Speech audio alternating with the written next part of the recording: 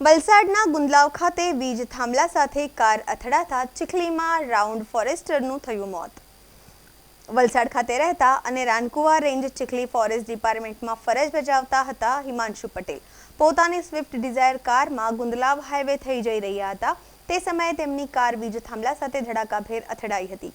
Round forester Himanshu પટેલને તાત્કાલિક નજીકની હોસ્પિટલમાં સારવાર અર્થે ખસેડવામાં આવ્યા હતા, પરંતુ તેમનું સારવાર દરમિયાન કરુણ મોત થયું હતું। ઘટનાના કારણે ફોરેસ્ટ ડિપાર્ટમેન્ટમાં શોકની લાગણી પ્રસરી હતી।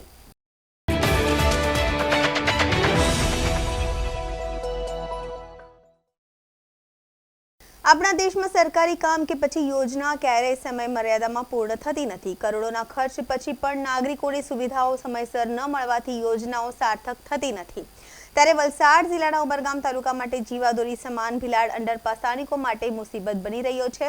નેશનલ હાઈવે 48 થી ઉમરગામ જવા માટે અગાઉ સિંગલ અંડરપાસ હતો, જેમાં હંમેશા ટ્રાફિક જોવા મળતો હતો। જો કે રેલવે વિભાગ દ્વારા ટ્રાફિકની સમસ્યાના નિવારણ માટે આ સિંગલ અંડરપાસની બાજુમાં જ ડબલ અંડરપાસ બનાવવામાં આવ્યો છે।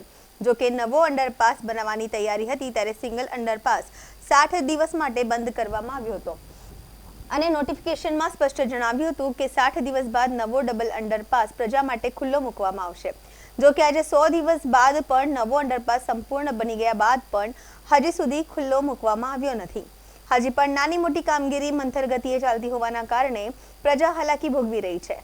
રોજના હજારો વાહન ચાલકોને ઉમરગામ તરફ જવા માટે આ નવો અંડરપાસ આશીર્વાદ સમાન બની રહેશે, પરંતુ તંત્રની લાલિયાવાડીના કારણે લોકો મુશ્કેલીનો સામનો કરી રહ્યા છે અને વાહન ચાલકોને લાંબો ચક્રાવો ખાવાનો વારો આવ્યો છે। જો કે આ મામલે ઉમરગામ વિરોધ પક્ષ મેદાનમાં આવ્યું છે। 100 દિવસ બાદ પણ આ અંડરપાસ વાહનો માટે ખુલ્લો ન મૂકતા રેલવે વિભાગ અને સંબંધિત અધિકારીઓને આ મામલે આવેદનપત્ર આપવામાં આવ્યું હતું અને જો આવતા ટૂંક સમયમાં જો આ અંડરપાસ લોકો માટે ખુલ્લો મૂકવામાં ન આવે તો આગામી દિવસોમાં ઉગ્ર આંદોલનની પણ ચીમકી ઉચ્ચારવામાં આવી છે। ડીએફસીસીના એન્જિનિયર અને વેસ્ટર્ન રેલવેના એન્જિનિયર દ્વારા અમને ખાતરી આપવામાં આવી હતી કે 30 મે 2026ના રોજ આ અંડરપાસ ચાલુ થઈ જશે। છેલ્લા 2022 થી આ અંડરપાસનું કામ ચાલી રહ્યું છે। 10 ફેબ્રુઆરી 2026 થી 60 દિવસ માટે જે અંડરપાસ હતો એને બંધ કરવામાં આવ્યો કે 60 દિવસની અંદર આ કામ પૂર્ણ થશે। આજે 110 દિવસ થઈ ગયા, કામ પૂર્ણ થયું છે, નાનું મોટું કામ બાકી છે, છતાં પણ અંડરપાસને ઓપન કરાતો નથી, જેના કારણે હજારો રાહદારીઓને, વિદ્યાર્થીઓને, બહેનોને, નોકરિયાત વર્ગને, પ્રજાજનોને ખૂબ તકલીફ પડી રહી છે। આ ભીલાડનો અંડરપાસ છે, એના માટે બહુ જણાને દિક્કત થતું છે। આ ચાલુ બની ગયેલો છે પણ હજુ સુધી ચાલુ નથી કર્યો। 1 તારીખથી ચાલુ કરવાના હતા પણ હજુ સુધી ચાલુ કર્યો નહીં મળે ને આ બાજુથી આવવામાં બહુ દિક્કત થાય। રસ્તો ખરાબ છે ને પાણી ભરાઈ જાય ને એવું થાય તો જલ્દી ચાલુ થાય તેનામાં તે સારું કહેવાય। અમારે શું તકલીફો શું થાય? તકલીફો તો બહુ તકલીફ થાય। કંપનીમાં જવા માટે ને કંઈ કામ હોય ને તો બહુ દિક્કત થાય। હવે રસ્તો બંધ રહે તો આખું ફરીને જવા પડે ને ફાટક પાછો જલ્દી ખુલે નહીં, બંધ રહે ફાટક અને આ ટાઈમ પર નહીં પહોંચે? હા, જલ્દી પર ટાઈમ પર કે પહોંચવાનું તે નહીં પહોંચાય અને આ બની જો તેમ છતાં ચાલુ કરતો તે નથી? હજુ ચાલુ નથી કર્યો, ક્યારે ચાલુ કરે ખબર નથી પડતી। અને મુશ્કેલી આવી ગઈ છે કે 100 દિવસ 7 દિવસમાં અંડરગ્રાઉન્ડ પાસ ચાલુ કરવાની વાત કરી હતી અને 100 દિવસથી વધી ગયા છે અને અત્યારે સ્કૂલો ચાલુ થાય છે। આવવા જવાનો અમારે કાયમનો રોજના રોજ 3 ચક્કર થાય છે અને એ ચક્કર ઉપર આવવાનું અંડરગ્રાઉન્ડ પાસ ન થાય તો અમે સ્કૂલના બાળકોને કઈ રીતે લઈ જઈ શકીએ? કઈ રીતના ટ્રાફિક જામ થાય છે? લાંબો ચક્રાવો ફરવો પડે છે? એ લાંબો ચક્રાવ ફરવા પડે એ બહુ અમારે મુશ્કેલ આપઘાત થાય છે। ફાટક બંધ રહેશે અને ટાઈમ સ્કૂલનો ચૂકી જાય છે। શું માંગ છે તમારી?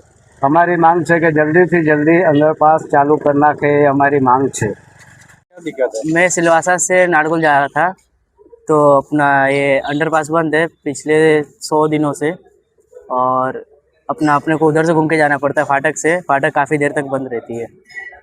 क्या दिक्कत आती है? इधर से जाने के लिए दिक्कत आती है, इधर से काफ़ी लंबा घूम के जाना पड़ता है। ये बन गया है तो जल्दी खुल जाए ऐसी मांग है। हाँ, बोलिए। ये बंद है, ये जल्दी खुल जाना चाहिए, ऐसी हमारी मांगे हैं। तो हमको काफ़ी दिक्कत करना पड़ता है, उधर जाते हैं हम लोग। ऐसा फाटक भी बंद रहता है? फाटक भी बंद रहता है।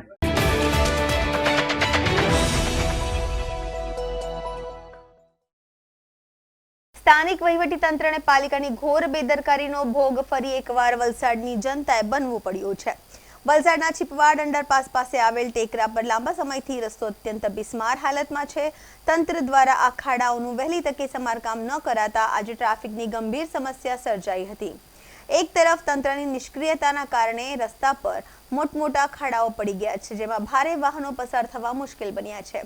તેવામાં આજે આઈસર ટેમ્પો આ ખરાબ રસ્તા પરથી પસાર થઈ રહ્યો હતો ત્યારે અચાનક બ્રેકડાઉન થઈ ગયો છે, જેના કારણે આઈસર ટેમ્પો ટેકરા પર ફસાયો હતો.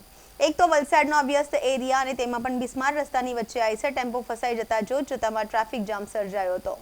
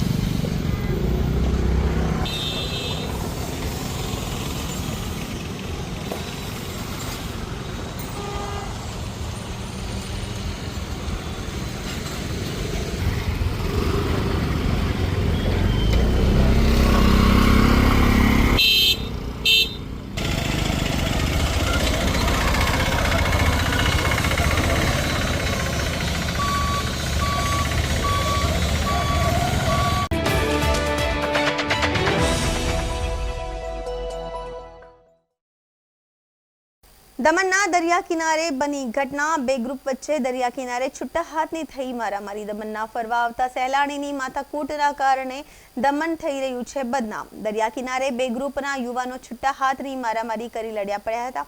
સમગ્ર વિડીયો સોશિયલ મીડિયા પર વાયરલ થઈ રહ્યો હતો. દમણ પોલીસે આગળની તપાસ હાથ ધરી છે.